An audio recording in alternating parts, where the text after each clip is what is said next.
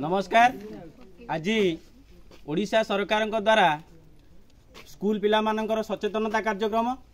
यही कार्यक्रम रे आमर शक्ति संरक्षण पई आज आह्वान आमे जानी विभिन्न प्रकार शक्तिर बर्तमान अवक्षय घटुची जेपरी आमे विद्युत शक्ति जल शक्ति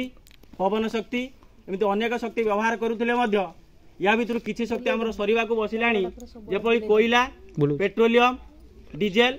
ये खूब अल्प दिन भितर सरीजार संभावना अच्छी ता छड़ा आम केतक अणपारंपरिक शक्तिर उत्स यथा